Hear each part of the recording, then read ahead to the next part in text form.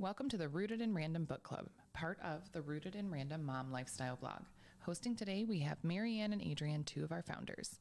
This book club is about discovering the unexpected and our unique take on book club discussions. All of these questions can be found on our blog, along with other book club ideas and inspiration. So let's get started. Thanks for joining us on our book club discussions of Apples Never Fall by Liane Moriarty. The novel mentions apples a lot, like Joy riding her bike with apples when she disappeared, her mother-in-law's apple crumb recipe. What do you think about the frequent apple references, and what do you think the title means? The book is all about family and the intricacies and dysfunctions and love and sometimes not love. It just is complex, but I think the parents, Joy and Stan, to me, I think they were really hoping that all their kids fell into their footsteps of being tennis. So like the apple being close to the tree or falling from the tree. Correct. I think that they were hoping that their apples were close to the tree and kind of fell into the mold of tennis stars. Yes, and so apples never fall basically is them not falling in line with the expectations that their parents had. I could see that. I did think that the title seemed a little bit obscure. I enjoyed the book, but the title, I definitely have to put some thought into why it is called what it is called. Right.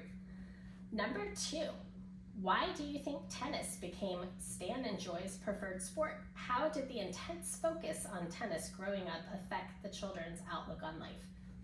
I think it became their preferred sport because it was something that they could do together. They were both good at it individually. They were really good doubles.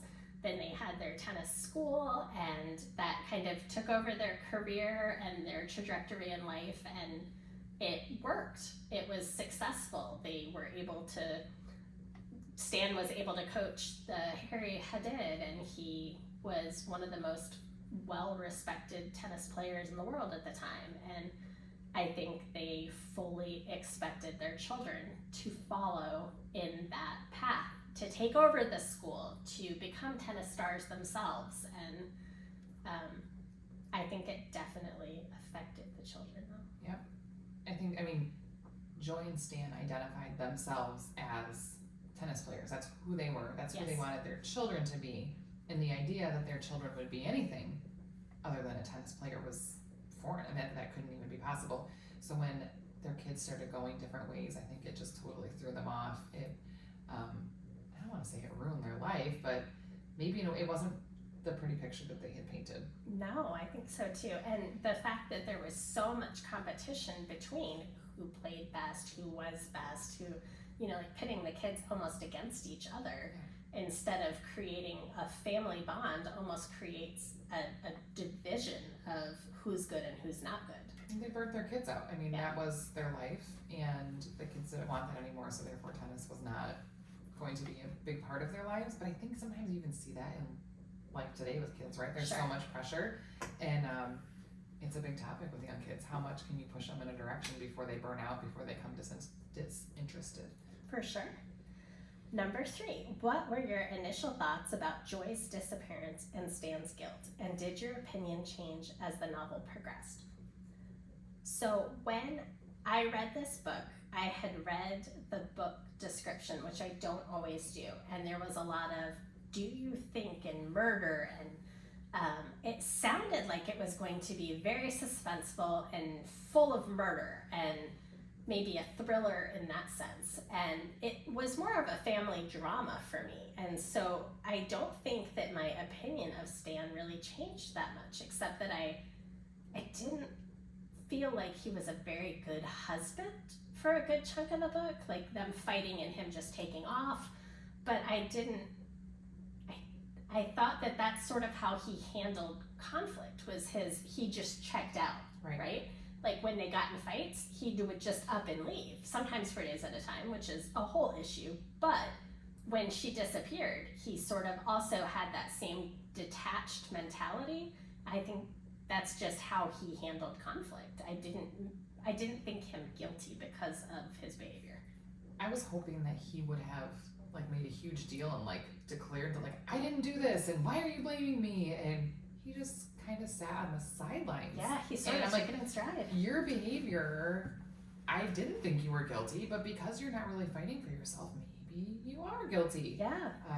And they didn't have a great relationship, and there were some hurdles, and maybe it just all caught up with you. I didn't think you were the murderer, but maybe you are. Yeah. Okay. Number 4. Why did Stan and Joy invite Savannah, a stranger, into their home? Was it due to loneliness and a desire to be needed? Why did they let her stay? And how would you feel if your parents let a stranger like Savannah stay, especially considering the children's suspicions? Well, I think their very first, she showed up in the rain and she was bleeding. And so, I think taking her in was something that most people with any sense of compassion would do.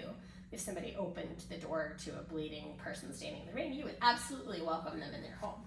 I don't know whether you would necessarily let them stay, but I think it gave them a place to focus their energy together on Savannah. They were able to, I want to say fix her up, but that's not the right wording, but it gave them a project that they hadn't had since they sold the tennis school. Right, they were used to molding these kids, right, into being a better person, being a better player. They didn't have that anymore. Savannah came in and filled that void of there was no children there and for there's them no to care grandkids yet. No grandkids yet, nobody for them to care from. So Joy just attached herself, and Stan loved that she just waited on them hand and foot.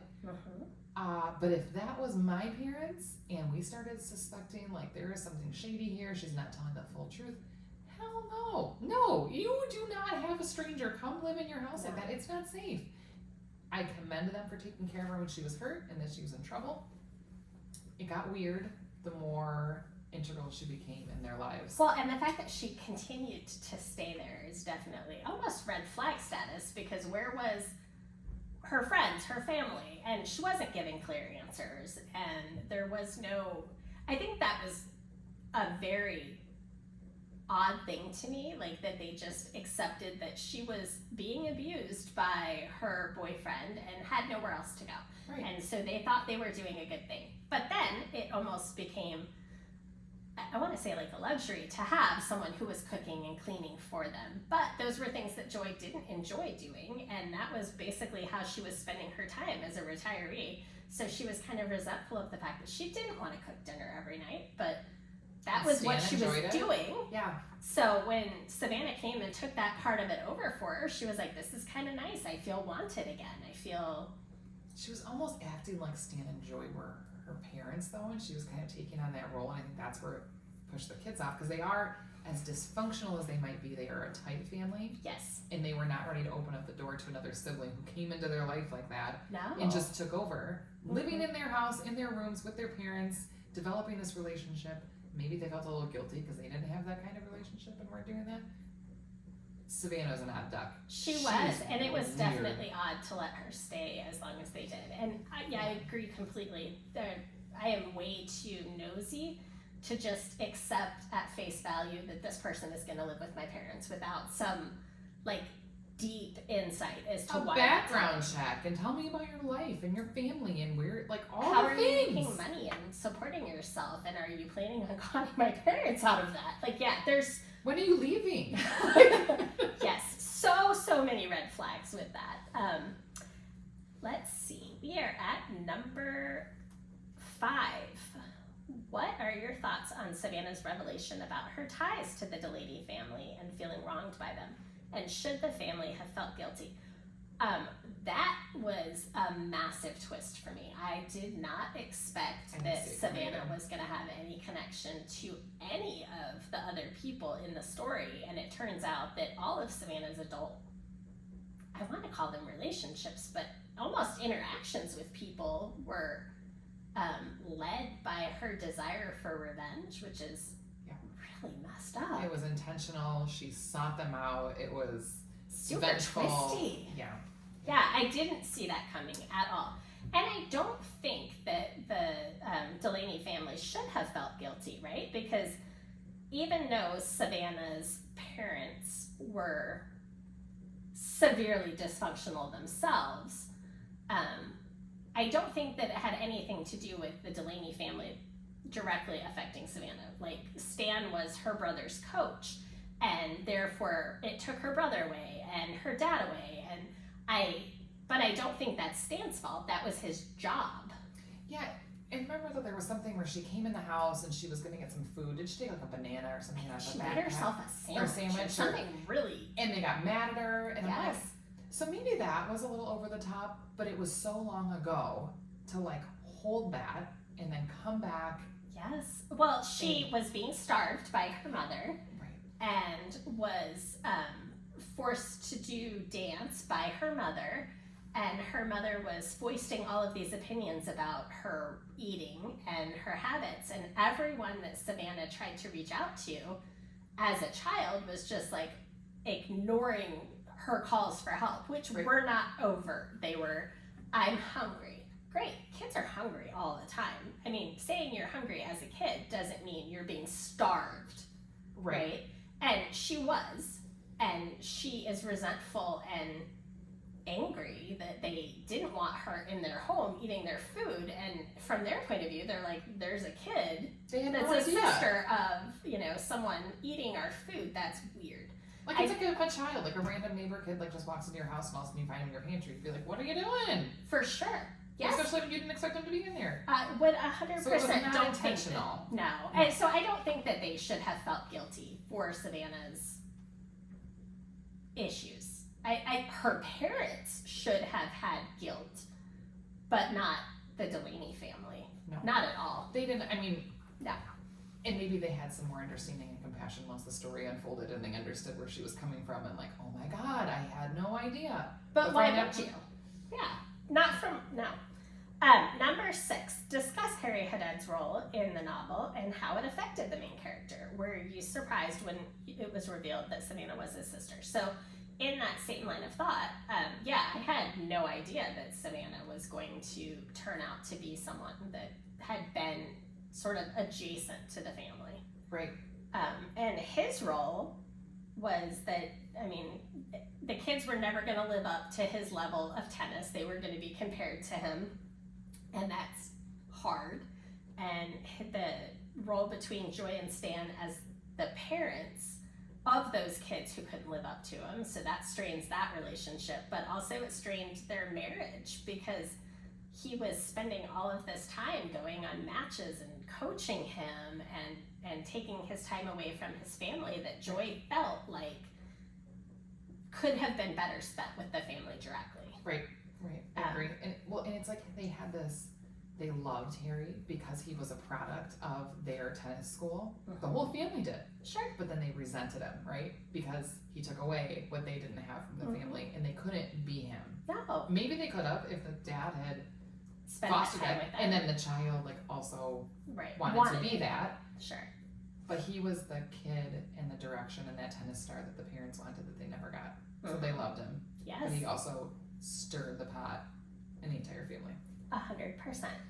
And that led to sort of like the main element of the story, which was Joy's big secret, which was that she wasn't cheating, she wasn't having an affair, but she told Harry he needed to find a new tennis teacher. So discuss the impact of this revelation. She had a past indiscretion where she had previously kissed another man, and did this make you question their marriage? 50 years is a long time to be married to someone. I don't know that her telling Harry's dad that he needed a new tennis coach is reason enough to question their marriage. No, but I think the level of importance that tennis played in that, it was number one. And so the it line was deceptive. Right, and so it crushed Stan. Like that was his trophy, right? Like he made this tennis star in his eyes, and that she came out of it. Yeah, for sure. I don't know that it crushed the marriage, but that, how could you not share that? Or have a discussion? Maybe they did have a discussion and it wasn't disclosed, maybe you shouldn't be his coach anymore, I don't know, but. The fact that she had previously kissed another man, it came up in the story in a couple places, but it almost seemed like Stan was aware of it, and it was a thing that happened, and I don't remember it being. And that they moved on. I don't think. I don't think it was a big to-do, but I think the potential for her having run away with a lover or something like that. Maybe that's why it was mentioned as sort of a Well, I think it kind of tied into, remember when Savannah accused Stan of like hitting on her or coming on to her? Yeah. And so I think that as a reader too, you're like, oh my gosh, well, I mean, she did kiss that guy, so maybe he felt the need that That's he could true. like, Yeah. have a pass or whatever to go and hit on her, or maybe he justified it that way. Mhm. And then come to find out that she was lying and she was crazy and that was not even a thing. I mean, she was fully crazy. Yeah. So let's see. Number 8. Why did Joy join Savannah on the retreat? Was it pity or a need to escape it all? Did Savannah go on a retreat because she had nowhere else to go? Did she kill her mom? Did the ending surprise you? That's the craziest questions. Okay, first part. I think Joy went with Savannah on the retreat because she felt like no one cared about her opinions and that no one would miss her if she went. And even the only person that I think that she felt cared about her was Savannah, as messed up as she was and the shady things that she did and lied about her husband and all those things and told her secret. Like, she still felt like she was the only one that she could rely on and do something like that with. It's true. It's sad. She must have been so lonely. Yes. And so I don't necessarily think it was pity or a need to escape it all. I think it was a combination of those things, though. I mean, it wasn't one of those specifics and only those things. I think it was probably a lot. Like, she just wanted to get away because her family was a lot also. Right? She knew she wasn't happy. Everything happening at home. She just needed an escape to get away. And maybe she step felt aside bad. from it. Maybe it was a little bit of pity for Savannah. Like, oh, you poor person who has been holding and harboring these resentments. Like, a retreat will be good for you. Maybe I should tag along. And she's got, you can tell she's got such a caring heart. Like, she wants to take care of everybody. And so to find out, she probably felt even more so the need to take care of Savannah because she had wronged her, or so Savannah had said. Yeah. So she's like, oh my gosh, well now I need to go above and beyond for you. I do think it was a combination of things, though. It wasn't one specific thing. Now, what about why did Savannah go on the retreat? I do think she killed her mom. I do too. I think she had nowhere else to go. She had been living with people who had somehow, in her opinion, wronged her as a child, right? So she was living with the Delaney's, and then before that, her boyfriend was the doctor that she saw when she was a child. And not abusive, like she was accusing of. No, but he told, like, he ignored her as a child when she said, I'm hungry. And that goes back to kind of the same thing with the Delaney kids being like, that's great, get out of my kitchen. The doctor was like, cool, lots of kids are hungry. Like, but it doesn't mean she didn't make it known that she was being starved and being punished and for the way her mom was treating her. And I'm sure that messed her head up significantly, but I think that's why she went on the retreat. Yeah. I do think, and the way they set it up, I think that she killed her mom, and I think that Joy was stepping in as that mom figure, and they were going to go somewhere as a happy getaway family together.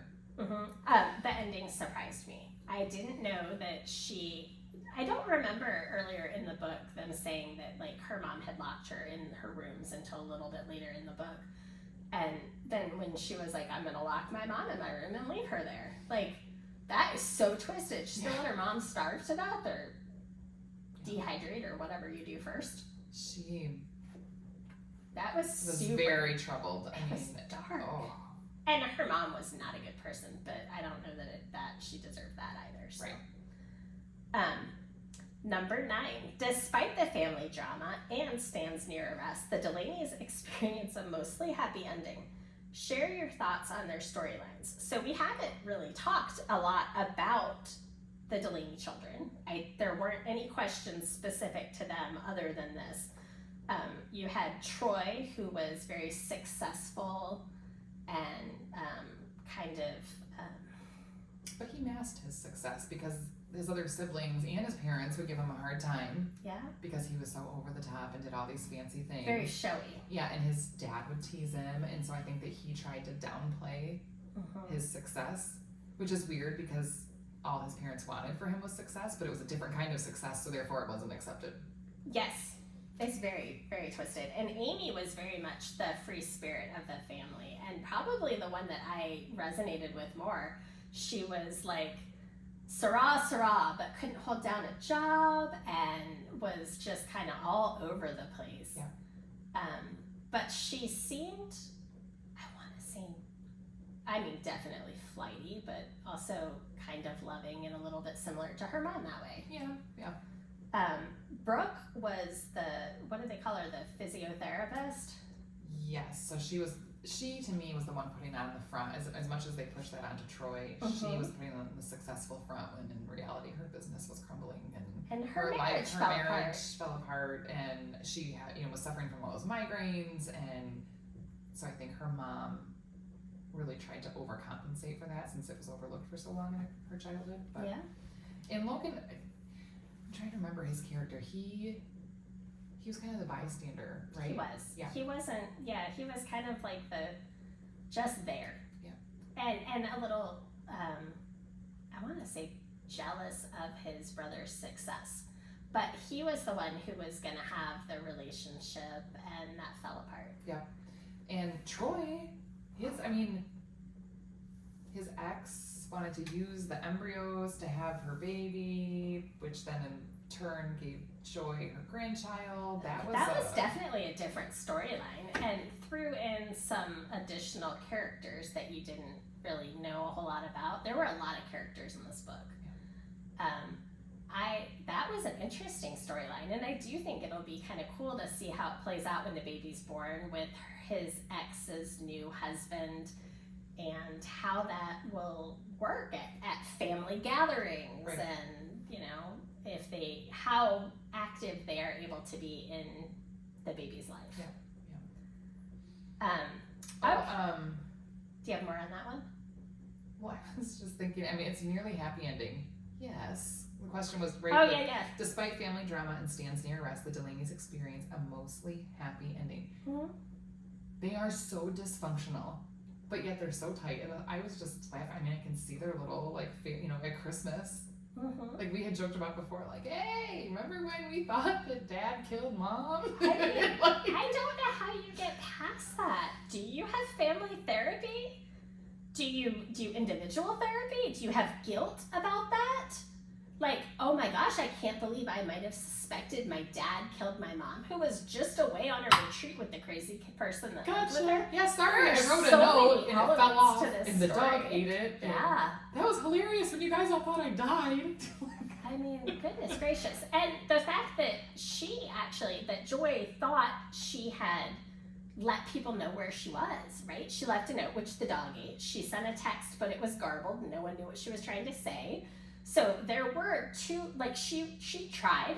Not hard. She didn't connect with anyone personally, but they didn't do that sort of thing in her family. Like they could go weeks without talking to each other, and it could just be a text or a note, and it was considered normal. So she wasn't concerned about it at all. I cannot imagine just leaving my husband a note and saying, I'll be back in 2 weeks.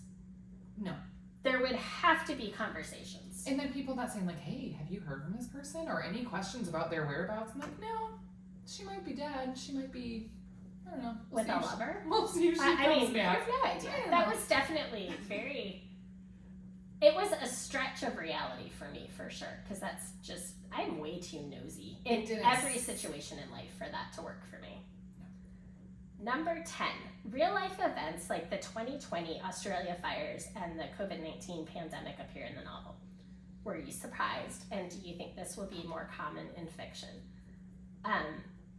Well, I think you're always writing, when you write fiction, like a realistic fictional story, right? About,